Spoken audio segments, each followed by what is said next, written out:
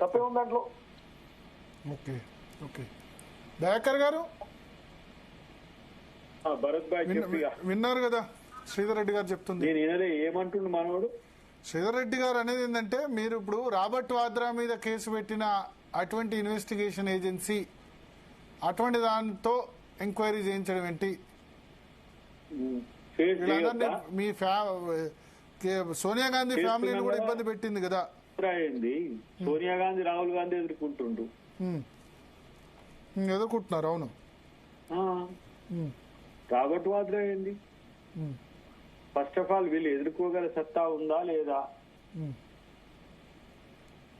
అది వాళ్ళు తెలుసుకోవాలి. ఇంకోటి నిజంగా ఎంత తప్పు జరిగిందని తెలిసినా కూడా ఎంత డేరుగా వీళ్ళు తప్పును కూడా దబాయింపు చేస్తుందంటే నిజంగా గ్రేట్. వీళ్ళు ఇంత దోచుకున్న తర్వాత కూడా మేము దోచుకోలేదు, తప్పు జరగలేదు, కుంగలేదు, ఏం కాలే, కాళేశ్వరంలో అంత మంచి జరిగిందని చెప్తున్నా చూసినా వాళ్ళ డేర్కు హ్యాట్స్ ఆఫ్ నిజంగా కూడా. ఏం కల్చర్ ఇది? రేపు నేను కూడా ఒక ప్రాజెక్ట్ కడతా, కట్టిన తర్వాత కుంగిపోతుంది, లేకపోతే ఏదో కొట్టుకపోతుంది. నన్ను ఏమనొద్దు, భరత్ అనొద్దు, ఎవరేమనొద్దు. కమిషన్లు వేసుకోవాలి, సిబిఐకి ఇచ్చుకోవాలి, ఇంకెక్కడికైనా చేసుకోవాలి. అంటే తెలంగాణ ప్రజలంటే పిచ్చోళ్ళ ఏమన్నా? ఎవడబ్బా సొమ్ము అని చెప్పి అంత ఖర్చు పెట్టి చేసింది 35,000 కోట్ల రూపాయల ప్రాజెక్టు 1,47,000 కోట్లు చేయమన్నది ఎవరు చేయమన్నాడు? తెలంగాణ ప్రజలు కోరిందా నిన్ను? అంటే కాంపోనెంట్స్ పెరిగాయి కదా, 16 టీఎంసీల నుంచి 141 టీఎంసీలకు స్టోరేజ్ పెరిగింది కదా. తలకాయ లేనోడు చెప్పి మాట అది. స్టోరేజ్ పెరిగింది కదా, తర్వాత పెరిగాయి కదా. ఎవరు చెప్పింది మీకు? మీ ప్రాణాయిత చేయాలి ఎంత స్టోరేజ్? 16 టీఎంసీలు కదా. ఎవరన్నారు నీతో? అది చూడండి, మీరు ప్రాణాయిత చేయాల డిజైన్ చూపిస్తాను. 16 టీఎంసీల స్టోరేజ్. అవును, మొత్తం స్టోరేజ్ 16 టీఎంసీలు ప్రాణాయిత చేయాల. అరే దయాకర్ గారు క్రాస్ చెక్ చేసుకోండి. వాళ్ళకి తెలివి తక్కువ మాట్లాడు. మీరు అట్లా మాట్లాడద్దు, పిచ్చోడా అది. ప్లీజ్ మీరు టంగ్ లూజ్ కావద్దు. మీరు పిచ్చోడా? నో మీరు ఆ మాట విడ్రా చేసుకోండి. దయాకర్ గారు విడ్రా చేసుకోండి. మీరు విడ్రా చేసుకోండి. మీరు పిచ్చోడా అని ఎట్లా అంటారు? తప్పు కదా.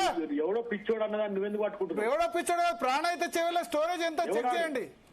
ఎవడా నీకు చెప్పింది? ఎవరారేంది? ప్రాణాయిత చేయాల రాజశేఖర్ మీరు చెక్ చేసుకోండి, నెట్ లో చెక్ చేసుకోండి. 16 టీఎంసీలు ఉండే 141 టీఎంసీలు అయింది. మీరు ఎవరిని మాట్లాడుతున్నారు? ఎవరు? ఎల్లంపల్లి కాదు, ప్రాణాయిత చేయాల కాంపోనెంట్ అంటారు మొత్తం టోటల్. ఎల్లంపల్లి కంప్లీట్ అయిన తర్వాత కదా చేంజ్ చేసింది. ఎల్లంపల్లి కంప్లీట్ అయిన తర్వాత కదా చేంజ్ చేసింది స్టోరేజ్. రీడిజైన్ చేసింది ఎల్లంపల్లి కంప్లీట్ అయిన తర్వాత కదా. మల్లన సాగర్ ఎంత, అనంత సాగర్ ఎంత, కొండపోచమ్మ సాగర్ కెపాసిటీ ఎంత? 14 టీఎంసీ 141. మీరు విడ్రా చేసుకోవాలి. రాంగ్. దయాకర్ గారు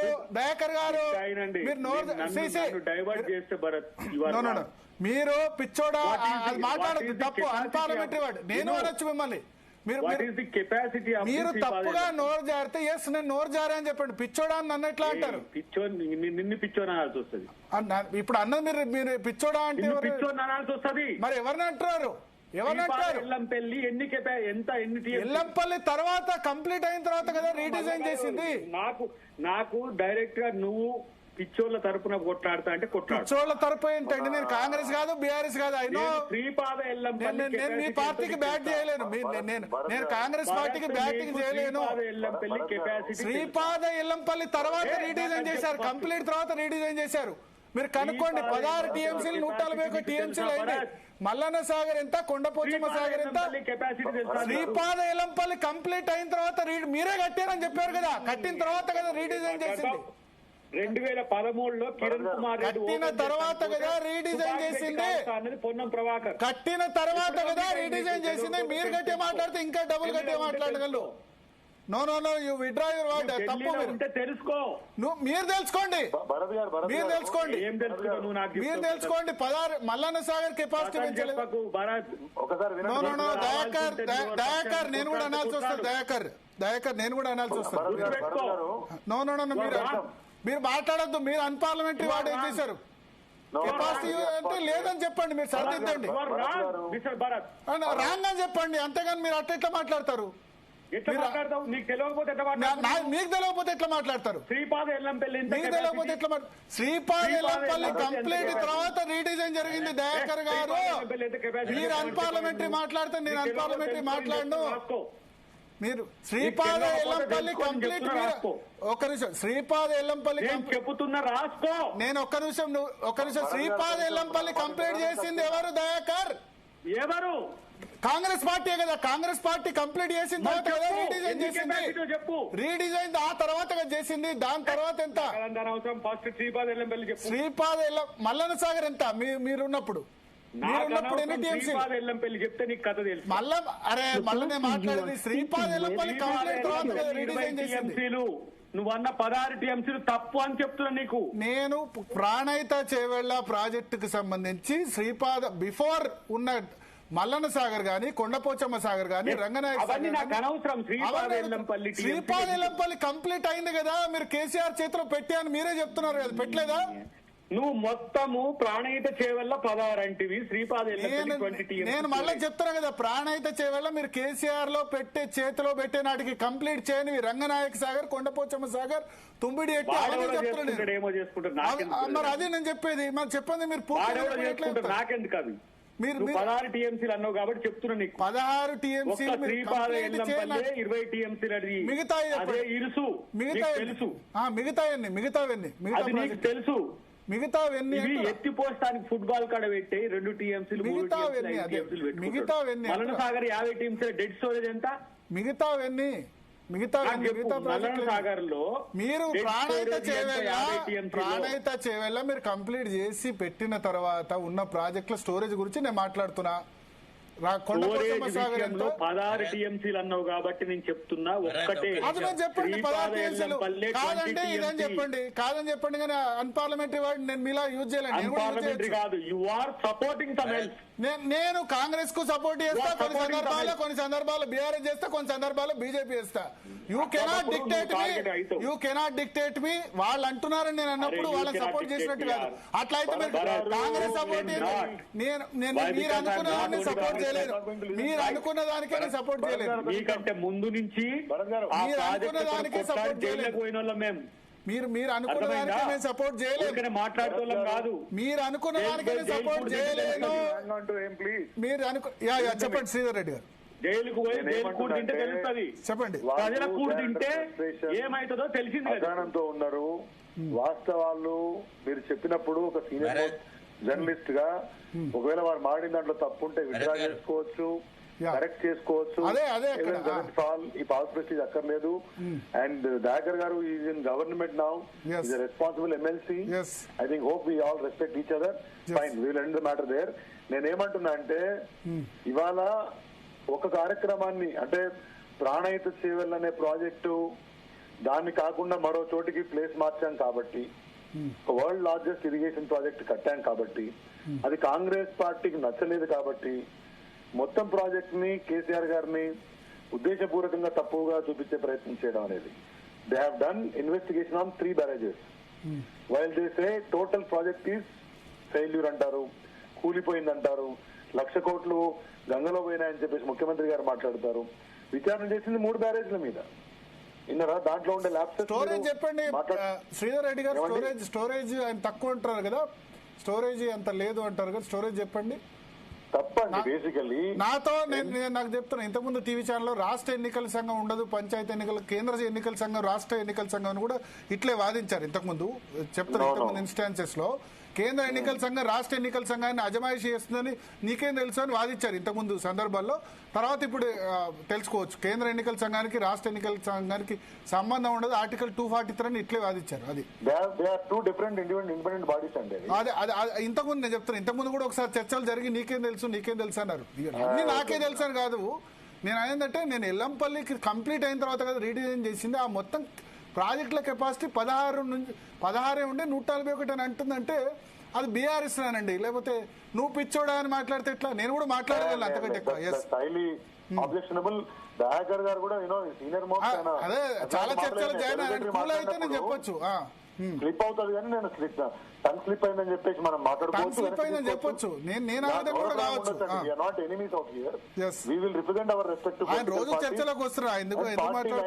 మనం చెప్తాం అంతే తప్పితే దాన్ని ఏదో పెద్దగా మనము వ్యక్తిగత ప్రతిష్ట కింద తీసుకొని ఒకళ్ళని తూలనాడి వాళ్ళని తక్కువ చూపించే అవసరం లేదు. We are not here to prove our intellectual capacity. మనం ప్రజలకు వీలైనంతగా సరైన సమాచారాన్ని, ఫ్యాక్చువల్ ఇన్ఫర్మేషన్ ఇస్తూ పార్టీ స్టాండ్ ని మనం చెప్పుకునేటువంటి ప్రయత్నం చేయాల్సిందే. End of the day the people of Telangana have to decide who are right, who are not right అనేది తేలిపోతుంది కొన్ని రోజులలో. నేనేమన్నా ఇప్పుడు end of the day Kaleshwaram అవసరం ఎందుకు వచ్చింది?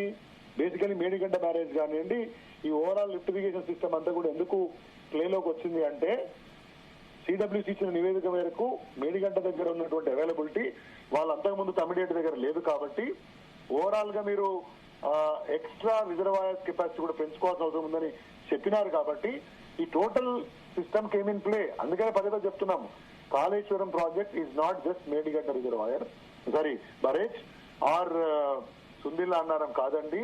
ఎన్ని రిజర్వాయర్లు ఉన్నాయి, ఎన్ని పంప్ హౌసెస్ ఉన్నాయి, ఎన్ని వేల కిలోమీటర్ల కెనాల్స్ ఉన్నాయి, ఎంత సర్చ్ పూల్స్ ఉన్నాయి, ఎన్ని టనల్స్ ఉన్నాయి, ఇవంతా పంపింగ్ స్టేషన్స్ ఉన్నాయి. మెనీ ఏ టైం డీటెయిల్ చేసినాం. కొత్తగా మళ్ళా పాడిందే పాటలాగా రోజు చెప్పే అంశం కాదు. ఉద్దేశపూర్వక ప్రయత్నం జరుగుతుంది కాబట్టి మళ్ళీ మళ్ళీ మళ్ళీ దాన్ని చెప్పే ప్రయత్నం చేస్తున్నాము. I'm repeating my statement again to establish the intention of Congress party. You have done investigation on 3 barrages and trying to prove that entire project is a failure. Harish Rao గారు అతను చాలాసార్లు చెప్పారు, ఎప్పుడైతే వరద వస్తుందో, ఎప్పుడైతే మాన్సూన్ అన్ని బాగుంటుందో అప్పుడు ఎల్లంపల్లి తర్వాత ఉన్నటువంటి మిగతా మొత్తం కాళేశ్వరంలో భాగంగా అంతర్భాగంగా ఉన్నటువంటి రిజర్వాయర్లు పంపింగ్ స్టేషన్ లోకి ప్లేలోకి వస్తాయి. అది ఈ మధ్యకాలంలో అది ప్రూవ్ అయింది కూడా. ఒకవేళ కరువు వచ్చి ఉండి మాన్సూన్ బాగలేకపోతే ఎల్లంపల్లికి పూర్తి స్థాయిలో నీరు వచ్చి ఉండకపోతే అప్పుడు మనము ఈ లిఫ్ట్ ఇరిగేషన్ మొత్తంగా రైట్ ఫ్రమ్ మేడిగడ్డ నుంచి మనం యాక్టివేట్ చేస్తాము. మేడిగడ్డ 4 షోర్ నుంచి కూడా ఇప్పుడున్న పరిస్థితుల్లో కూడా వాటర్ ని పికప్ చేయొచ్చు అనే విషయం చెప్పినాం. Despite that they wanted to prove it's a wrong thing. వాళ్ళ పని వాళ్ళు చేసినారు. ఇవాళ ఏదో సిబిఐకి ఇచ్చినారు. మేము ఖచ్చితంగా నిరసన తెలుపుతాము. రాష్ట్ర వ్యాప్తంగా మా శ్రేణులు ఆ పనిలో ఉన్నారు. Because that is their fundamental right. మా నాయకుడిని అపదిష్ట పాలు చేసే ప్రయత్నం చేస్తే మా రెస్పాన్స్ మాకు ఉంటుంది. End of the day how they are going to play tomorrow ఇవన్నీ కూడా అందుకే చెప్తున్నాం కదా, సిబిఐకి హ్యాండ్ ఓవర్ చేయడం అనేది సిబిఐని విమర్శించే వాళ్ళు సిబిఐకే ఇవాళ ఇవ్వడం అనేది చూస్తే it's pre planned premeditated issue అనేది అర్థమవుతా ఉంది. We will face it. కాకపోతే ఎందుకు కోర్టుకు పోయినారు? ఎందుకు పోమండి? రాజ్యాంగ పరంగా న్యాయపరంగా ఉన్న అన్ని హక్కులను వ్యక్తులుగా, రాజకీయ పార్టీలుగా, సంస్థలుగా యూటిలైజ్ చేసుకుంటాము.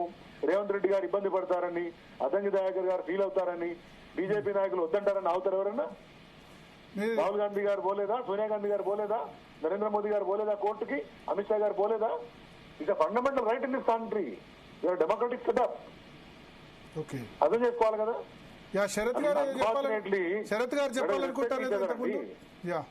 భరత్ గారు, ఒక ప్రాబ్లం ఏంటంటే చాలా సంయమనంగా ఉండే దయాకర్ ఈ మధ్య కొద్దిగా భాషని కానీ తన ఎమోషన్స్ కానీ కంట్రోల్ చేయలేకుండా పోతా ఉన్నాడు. మరి రేవంత్ రెడ్డి మీద అంత భక్తి ఎంత చేసినా అన్నా నువ్వు ఎక్కడ ఉండాలో అక్కడే ఉంచుతారు. నీకేం ఇమ్మీడియట్ గా మంత్రి పదవి రాదు. ఎందుకు చెడ్డ పేరు తెచ్చుకుంటావు? మంచి పేరున్నది నీకు, దాన్ని కాపాడుకో. ఒకటి. రెండోది, ప్లాటో అనే ఒక గ్రీక్ ఫిలాసఫర్ ఏం చెప్పినాడంటే, when you have nothing to argue criticise the other side advocate అని. అట్టనే ఇది తప్పదు అసలు. అట్లా మాటలు ఆ రకంగా మనం పబ్లిక్ మీడియాలో మాట్లాడుతున్నప్పుడు కొంత సంయమనం అవసరం. దట్టు చదువుకున్న వాడి నుంచి ఎక్స్పెక్ట్ చేసేది. ఇప్పుడు దయాకర్ నోరు టంగ్ లూజ్ అవ్వడము, యాంకర్లను తిట్టడము, అదర్ సైడ్ని గురించి మాట్లాడడం తప్పైతే మీరు చెప్పే తప్పు భరత్ గారు అని చెప్పే ఒక విధానం ఒకటి ఉంటుంది. దయచేసి మనం అందరం ఎడ్యుకేటెడ్స్ కాబట్టి we will have mutual respect for each other. Sangappa గారు, మీరు ఇరిగేషన్ చేశారు కదా, స్టోరేజ్ కెపాసిటీ చెప్పండి. అయితే డాక్టర్ బిఆర్ అంబేద్కర్ ప్రాణహిత చేవేలా కట్టినప్పుడు వాళ్ళది 148 ఫీట్ హైట్ లో వాళ్ళు డైరెక్ట్ గా ఎట్లాంటి లిఫ్ట్ లేకుండా ఎల్లంపల్లి వాళ్ళకి వాటర్ తేవాలని వాళ్ళది ప్లాన్. అది అప్పుడు అది నిజంగా మీరు అన్నట్టు అప్పుడు స్టోరేజ్ అక్కడ లేదు. తర్వాత వీళ్ళు 2-3 రిజర్వాయర్స్, మల్లన్న సాగర్ కావచ్చు, రంగనాయక సాగర్ కావచ్చు, ఇవన్నీ కూడా వీళ్ళు యాడ్ చేసినారు. ఓకే, ఇంకా డౌట్ లేదు, ఈ 3 రిజర్వాయర్లు యాడ్ చేసినారు. అవి ఎప్పుడు నిండుతాయో ఎప్పుడు అవుతాయో అవన్నీ కూడా వయబుల్ కానీ కూడా అని చాలా డిస్కషన్ అయింది. సరే, వీళ్ళు పెట్టినారు కాబట్టి వీళ్ళకి కెపాసిటీ ఎక్కువ కనిపిస్తుంది. అవి నీళ్ళు నింపినప్పుడు ఆ నీళ్ళు నిండి అనుకున్నంత దూరం పోయినప్పుడు కదా లెక్క అయ్యేది.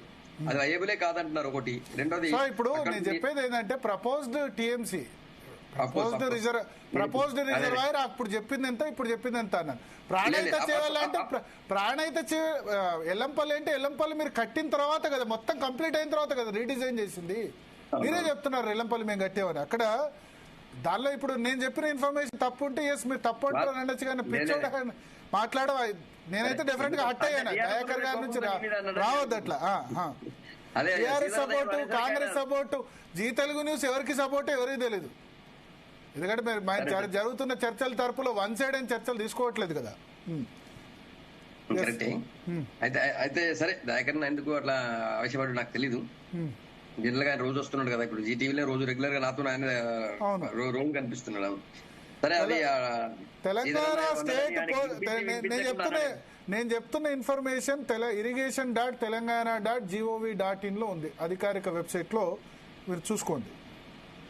ఓకే, తెలంగాణ స్టేట్ పోర్టల్లో 11.43 టీఎంసీల నుంచి 147.71 టీఎంసీలకు పెంచామని చెప్పి 14th June 2018 అఫీషియల్ irrigation.telangana.government.in లో అఫీషియల్ గా పెట్టింది. ఇది ప్రభుత్వ డాక్యుమెంట్. 11.43 టీఎంసీల కెపాసిటీ నుంచి 147.71 టీఎంసీలకు పెంచుతున్నామని చెప్పి తెలంగాణ స్టేట్ పోర్టల్లో అప్పుడు పెట్టిన డాక్యుమెంట్. ఎందుకంటే అప్పటికే ఎల్లంపల్లికి కట్టేశారు. 14th June 2018 వాళ్ళు రీడిజైన్ చేసిన తర్వాత పెట్టింది. ఎందుకంటే అప్పటికే ఎల్లంపల్లి కట్టేశారు. ఎల్లంపల్లి 2013-14 కట్టేశారు. ఎల్లంపల్లి కాకుండా నేను చెప్పిన మిగతావి. ఎల్లంపల్లి 20 టీఎంసీ. నేను ఎల్లంపల్లి బ్యాక్ వాటర్ లోనే ఉంటాను, నాకు తెలీదా ఎల్లంపల్లి ఎన్ని టీఎంసీలో. స్టోరేజ్ వాళ్ళ దగ్గర అంతకుముందు స్టోరేజ్ కెపాసిటీ లేదు. సబ్జెక్ట్ డీవియేషన్ అయింది Bharat. CBI enquiry how far అక్కడ నుంచి ఎక్కడికో పోయింది. మా దయాకర్ అన్న దాన్ని డైవర్ట్ చేసి పడేసింది ఆ విషయంలో. నిజానికి ఇది ఆయన లాస్ చేసింది ఈ డిబేట్ లో, ఇష్యూ డైవర్ట్ చేసింది. సరే, మాట సరే ఇప్పుడు